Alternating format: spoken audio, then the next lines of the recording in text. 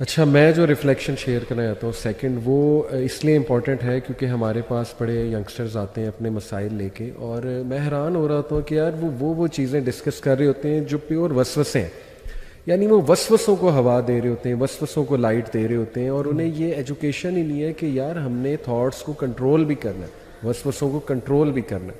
تو اس حوالے سے جب اللہ نے دیکھیں اتنا زبردست حکم دے دیا، اینڈ دیٹ از آیا نمبر 200، وَإِمَّا يَنزَغَنَّكَ مِنَ الشَّيْطَانِ نَزْغٌ فَاسْتَعِذْ بِاللَّهِ إِنَّهُ سَمِيعٌ عَلِيمٌ. اور اگر کبھی آپ کو کوئی چوک لگ ہی جائے شیطان کی طرف سے تو اللہ کی پناہ طلب کرے، یعنی اعوذ باللہ من الشیطان الرجیم انہ سمیع علیم، بے شک وہ سب کچھ سننے والا اور جاننے والا ہے. اور میں آپ کو انٹرسٹنگ بات بتاؤں، یہ جی سورہ زخرف میں آیت نمبر 36 ہے، اس میں اللہ سبحانہ وتعالیٰ فرماتے ہیں وَمَن يَعْشُ عَن ذِكْرِ الرَّحْمَنِ نُقَيِّضْ لَهُ شَيْطَانًا فَهُوَ لَهُ قَرِينٌ، کہ جو کوئی بھی رحمان کی یاد سے غافل ہوتا ہے اور رحمان کی ظاہر پناہ میں نہیں آتا ہے، وی appoint for him a devil and he is to him a companion, یعنی باقاعدہ شیاطین لگ جاتے ہیں اس کے ساتھ، اس کے پیچھے.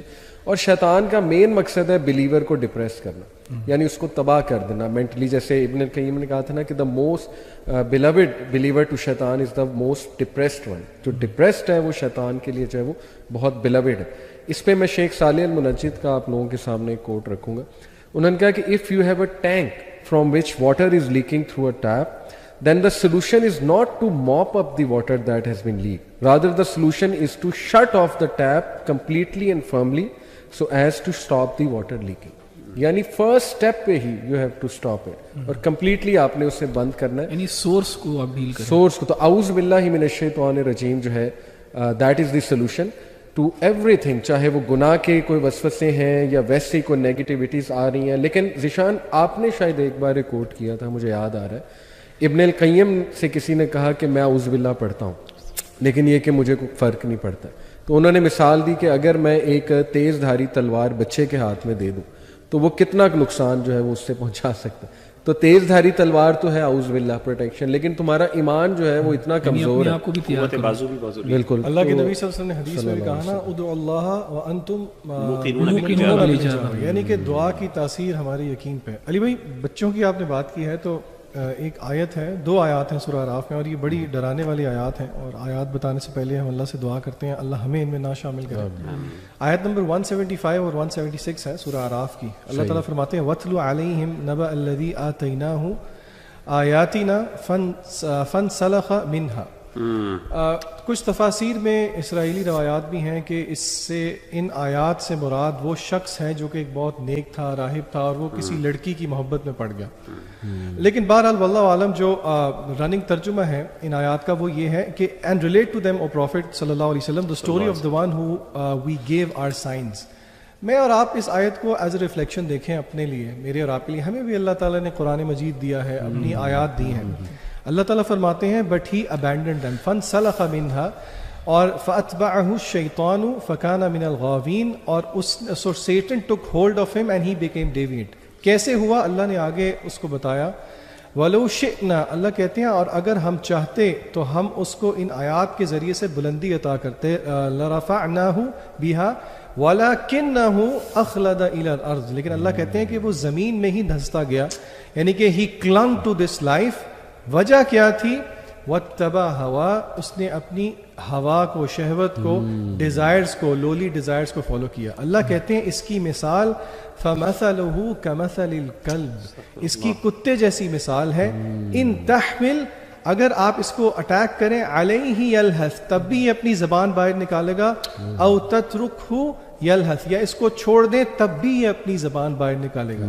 اللہ کہتے ہیں ذالک مثل القوم الذین کذبوا بآیاتنا، یہ مثال ہے اس قوم کی جس نے ہماری آیات کو جھٹلایا.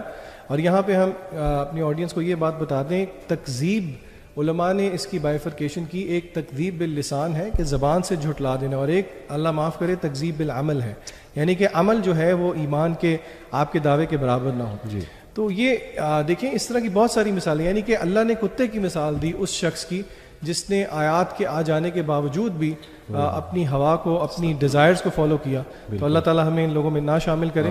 اور ہمیں اللہ تعالیٰ سے دعا کرنی چاہیے، خاص طور پہ یہ والا مہینہ جو ہے اپنی شہوات کو اور ڈیزائرز کو کنٹرول کرنے کے لیے ایک بہت پیوٹل رول ادا کرتا ہے. تو ہمیں اس کا بہت خیال رکھنا چاہیے. اچھا، یہاں پہ اسی جز میں نا جو موسیٰ علیہ السلام کا واقعہ ہے نا، اس کے اندر ایک انسیڈنٹ ایسا ہے جو مجھے بڑا پروفاؤنڈ لگتا ہے، بڑا پاورفل ہے. اور وہ یہ ہے کہ جب جو ساحر تھے، جو میجیشنز تھے، جب انہوں نے اللہ سبحانہ و تعالیٰ کا ایک میریکل دیکھا موسیٰ علیہ السلام کے ہاتھوں، تو انہوں نے تسلیم کر لیا اسی وقت جو ہے انہوں نے سجدہ کر لیا اللہ سبحانہ و تعالیٰ کو فرعون کے ہوتے ہوئے. اور فرعون نے ان کو تھریٹن کس چیز کا کیا ہوا تھا؟ لَأُقَطِّعَنَّ أَيْدِيَكُمْ وَأَرْجُلَكُمْ مِنْ خِلَافٍ، کہ میں تمہارے جو ہے ہاتھوں کو بھی کاٹ دوں گا اور یعنی ٹانگوں کو بھی کاٹ دوں گا، یعنی اپوزٹ سائڈ سے. ثُمَّ أُصَلِّبَنَّكُمْ، اور پھر میں تمہیں سولی پہ چڑھا دوں گا. اینڈ یہ کوئی ایمٹی تھریٹ نہیں ہے، یہ وہ بندہ تھریٹن کر رہا ہے جو ایک پوری قوم کے مرد بچوں کو قتل کر رہا ہے. 124 نمبر آیا. ہاں، آیا نمبر 1، ہاں جی بالکل 124. تو اس میں دیکھیں دیٹ ڈیڈنٹ ویور دی ایمان آف دا میجیشنز، کیونکہ ان کو جب پتہ لگ گیا تھا کہ یار یہ حق ہے بالکل، تو ان کے لیے جو ہے نا موت کا ڈر بھی ختم ہو گیا. اور بلکہ سورہ طٰہٰ میں بھی ان کا جواب بھی آتا ہے اس معاملے میں کہ مطلب تم جو مرضی کر لو، ہم نہیں اس سے پھریں گے. اینڈ آگے قرآن میں اس چیز کا ذکر تو نہیں ہے، لیکن ضرور فرعون نے ان کو قتل کر دیا ہوگا، کیونکہ یہ بچ تو نہیں سکے ہوں گے پھر. تو یہاں پہ نا ہمیں ایک لیسن بڑا پروفاؤنڈ ملتا ہے کہ جب آپ کے اوپر واضح ہو گیا، حق واضح ہو گیا، تو پھر اس کو بالکل سبمٹ کر لینا، یہ اللہ سبحانہ و تعالیٰ کے ہاں جو ہے نا بہت محبوب ایک چیز ہے.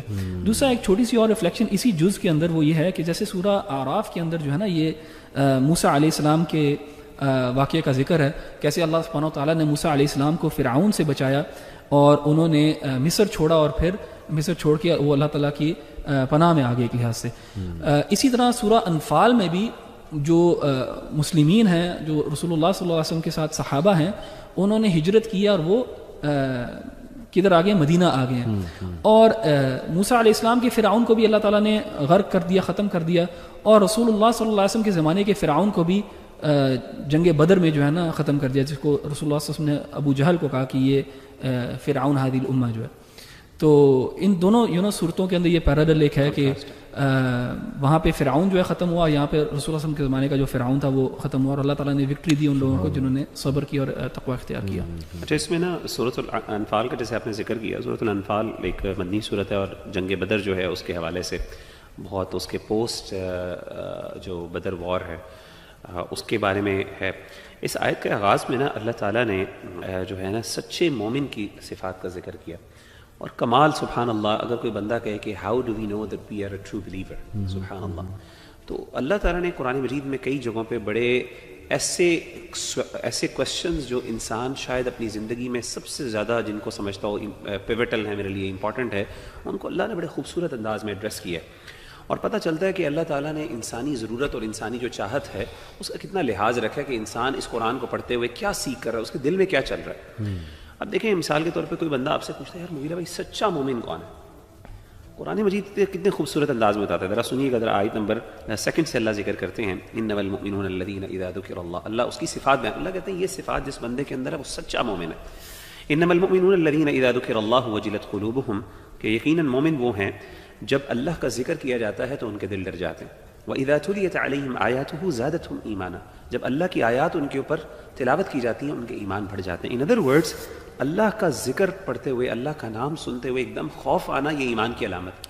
دوسری چیز، آیت کی تلاوت کے بعد ایمان کے اندر بڑھا آنا. کیا مطلب؟ ایمان کا تعلق عمل کا جذبہ، اللہ کے ساتھ محبت کا جذبہ، یہ سارے جذبات کا بڑھنا یہ ایمان کی علامت ہے. یعنی آیات کو سننے کے بعد اگر آپ فیل کر رہے ہیں کہ آپ کے دل کے اوپر اثر ہو رہا ہے، اس کا مطلب ہے آپ کے دل میں ایمان موجود ہے.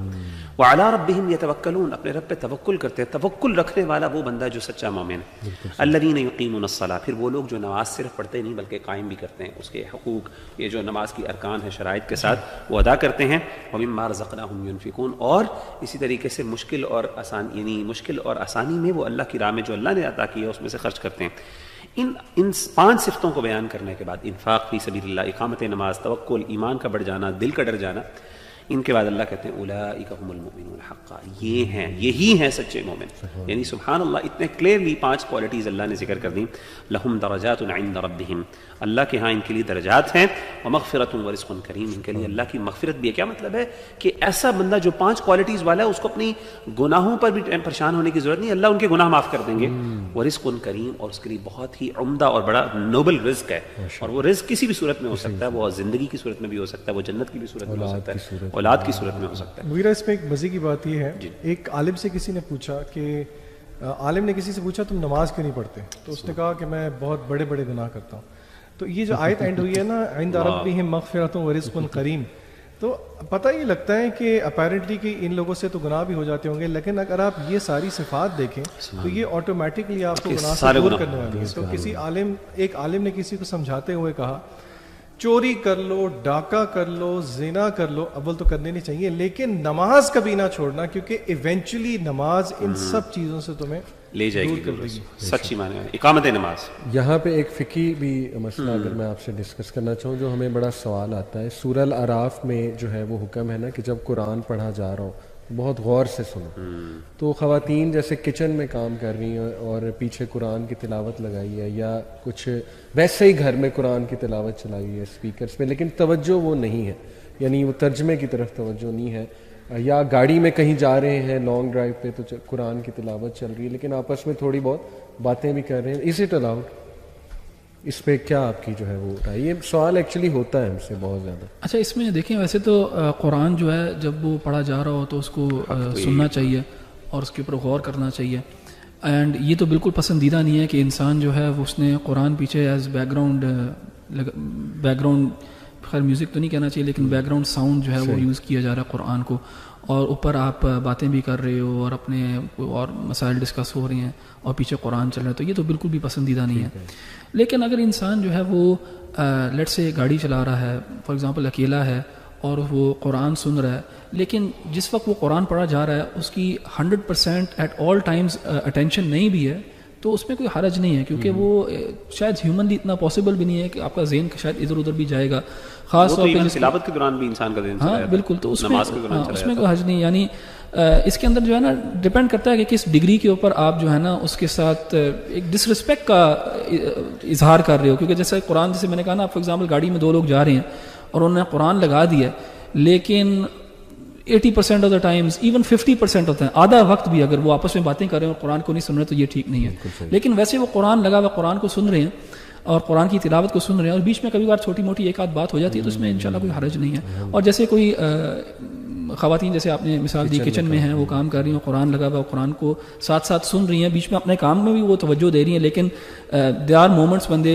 listen to the Quran as well، تو انشاءاللہ اس میں بھی کوئی حرج نہیں ہے. اس میں بھی ایک اور بھی ہے، اس میں جیسے انہوں نے بات کی، ایک تو یہ ہے کہ دوسری بات یہ ہے کہ اللہ تعالیٰ کی بھی نا ہم سے ریئلسٹک ایکسپیکٹیشنز ہیں. یعنی ضروری نہیں ہے کہ اللہ تعالیٰ ہم سے ایکسپیکٹ یہ کریں کہ جی استماع کا درجہ تو بہت اونچا ہے، لیکن استماع کے کئی درجات ہیں، ٹھیک ہے نا، کہ یعنی ضروری نہیں ہے کہ 100% آپ کی جو ہے نا وہ اٹینشن ہو تبھی آپ اس کا حق ادا کریں گے. نہیں، دیٹس آئیڈیل، ہو جائے تو بہت اچھی بات ہے، ہونا بھی یہ چاہیے. لیکن دیکھیں پریکٹیکلی اللہ تعالیٰ ہم سے ایون نماز کے اندر خشوع خضوع کتنا اہم ہے، اور نماز کے اندر قرآن کو سننا کتنا اہم ہے. لیکن ہم میں سے کتنے ایسے لوگ ہیں، اور احادیث میں پتہ چلتا ہے کہ اللہ کے رسول نے بتایا کہ صحابہ کے ذہن میں بھی، اور آپ نے فرمایا، آپ نے گائیڈ لائنس دی، آپ نے کہا اگر تمہارے ذہن میں کوئی بات آ رہی تو شیطان تمہیں بعض اوقات بھول جاتے ہو. یعنی اتنا انسان وہ گم ہو جاتا ہے کہ انسان کو یہ بھی یاد نہیں رہتا کہ میں کس جگہ پہ کھڑا ہوں. تو آپ نے فرمایا کہ اس کا حل یہ نہیں کہ اب نماز چھوڑ کے دوبارہ پڑھو، آپ نے نماز مکمل کرو، اللہ قبول کرنے والا ہے، لیکن کوشش کرو، اسٹرگل جاری رکھو. تو اسی لیے ہم سے ایک تو ریئلسٹک ایکسپیکٹیشنز رکھنی چاہیے اپنے ساتھ.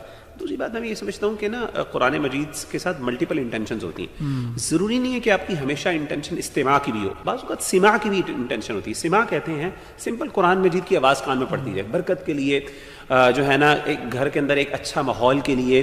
جیسے مثال کے طور پہ ایک ٹائم ہے، افطاری کا ٹائم ہے یا سحری کا ٹائم ہے، قرآن مجید لگ جائے تاکہ لوگ، بعض اوقات اسی لیے بھی ہوتا ہے کہ بچے جو ہیں، لوگ جو ہے نا وہ ذرا تھوڑا سا محتاط ہوں. حرمین میں اس طرح ہوتا ہے نا، دکانوں کے بغیر لگا ہوتا ہے، وہ اچھا لگتا ہے. یعنی کہنے اس میں مقصد ڈس رسپیکٹ نہیں ہوتا، مقصد صرف یہ ہوتا ہے کہ قرآن مجید کا برکت. تو اس پرسپیکٹو سے اگر آپ دیکھیں انشاءاللہ تو ان معانی میں کرنے میں کوئی حرج نہیں ہے، کیونکہ قرآن مجید کے کئی مقاصد ہیں. ہاں باقی اصل مقصد تو یہ ہے, اس میں تو کوئی شک نہیں کہ وہ قرآن مجید سے استوا ہو اور سنا جائے, اس پہ عمل, بلکہ عمل کیا جائے اور سب کچھ چھوڑ کے کیا جائے, لیکن پریکٹیکلی اور دوسرے مقاصد بھی پورے کیے جا سکتے ہیں. اس میں اگر بہت زیادہ تکلف کیا جائے نا, اور وہ جو سب سے ورچوئس عمل ہے اسی کو معیار بنایا جائے, تو پھر انسان جو ہے نا قرآن پڑھنا چھوڑ دے گا, کیونکہ اس کو, اور بہت زیادہ لوگ اس طرح کرتے ہیں کہ وہ قرآن لگاتے ہی نہیں ہے کیونکہ ان کو ہوتا ہے کہ میں 100% اٹینشن نہیں دے سکتا, تو یہ پھر مسائل ہو جاتے ہیں.